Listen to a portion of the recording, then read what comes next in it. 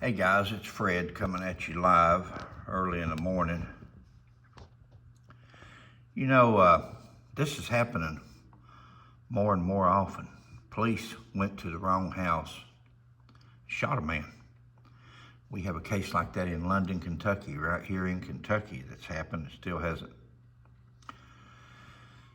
hasn't been investigated properly or within a reasonable range of time anyway, but let's watch this, and then I want to comment on the other side. You know, a lot of people blame. Well, let's go ahead and watch the video. Let's don't comment just yet. Police shot and wounded a man in his own garage after they went to the wrong address. Good evening, I'm Steve Eager. It happened overnight in a neighborhood near I-20 and Beltline Road.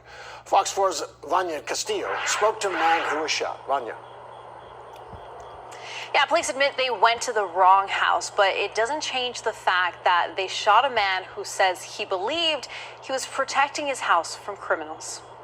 They're lucky I didn't fire. At 1:45 a.m. Friday, Grand Prairie police responded to a 911 call of an active disturbance and, according to them, knocked on the door for 5 minutes.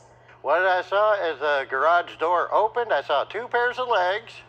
So I raised my pistol, ready to fire. Police say officers seeing this feared for their lives and shot their weapons, hitting the man in the leg. The only thing is that man, Thomas Simpson, was never a suspect. Grand Prairie police say the address belonging to the neighbor who called 911 popped up wrong in officers' computer dispatch system. They were at the wrong home. Once I saw the sign off their badge from the lights, I tossed it to the side, I get shot in the leg, I dropped to the ground to comply, and then they opened fire inside the garage after I'm on the ground trying to comply. So that's an extreme, excessive amount of force.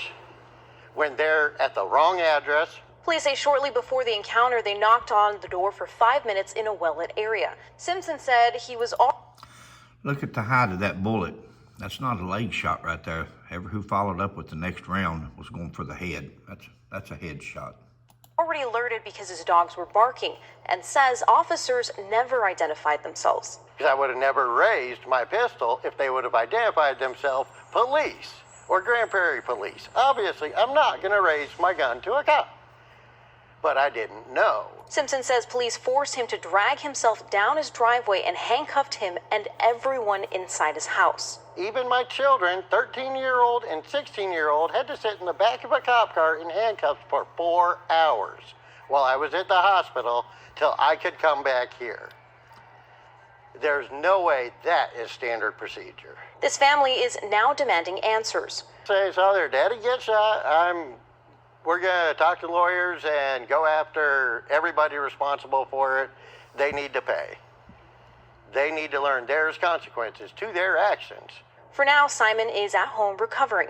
Straight through the front here, come out the back here. They told me they stitched it the best they could, but they can't close it because of the type of wound it is. In addition to being shot, police are pursuing a criminal charge against Simpson.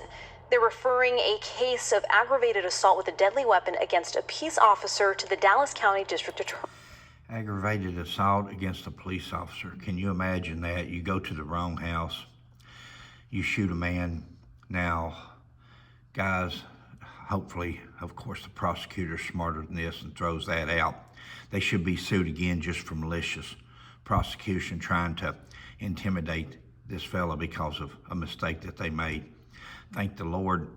He said, thank them that they better be thankful I didn't fire. No, he better thank the Lord he didn't fire, because they would have had I don't know how many was there, but how many was there was going to fire back, so he would have been a dead man. But not everybody gets that opportunity. The guy in London, Kentucky came to the door with or without a gun. It's not known because nobody had body cameras, and it wasn't until 2 days later they even said that he had a gun. But the man's dead because they went to the wrong address. This could have been so much worse than it was.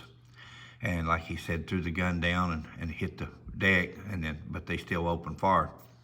Guys, cops, we've got to just quit firing just because we want to. I don't know why that's so impressive to police officers. I've seen it. I worked 40 years, and they want to be able to say, yeah, I shot 3 or I shot 2 or it don't matter.